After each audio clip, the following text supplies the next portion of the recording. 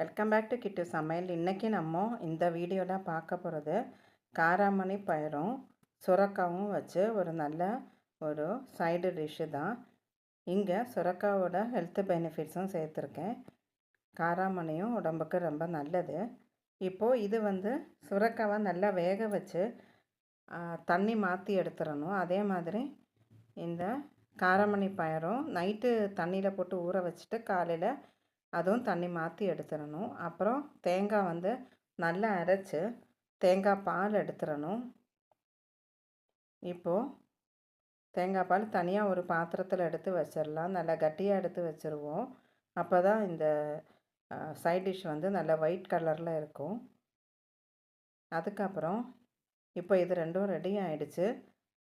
இன்னும் கொஞ்சம் ஸ்மாஷ் பண்ணால் கூட ஸ்மாஷ் பண்ணி விட்டுடலாம். அதுக்கப்புறம் நம்ம எடுத்து வச்சுருக்கிற தேங்காய் பால் அதில் விட்டு தேவைக்கு கொஞ்சமாக உப்பும் போட்டு, ஆல்ரெடி உப்பு போட்டு தான் வேக வச்சுருக்கேன், அதனால் எக்ஸ்ட்ரா உப்பு பார்த்து போடணும். போட்டு ஒரு கடாயில் எண்ணெய் கடுகெல்லாம் தாளித்து அதில் போடணும்.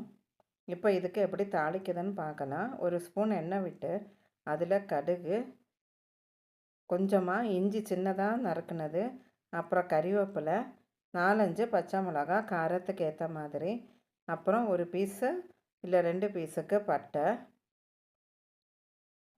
கொஞ்சமாக வெங்காயம், ஒரு கைப்பிடி அளவுக்கு வெங்காயம் போதும். இஞ்சி தான் இதில் இந்த சைட் டிஷ்ஷுக்கு நல்ல டேஸ்ட்டு கொடுக்கும். காரத்துக்கு பச்சை மிளகாவும் சேர்த்துடலாம். போட்டு இதை நல்லா வதக்கணும்.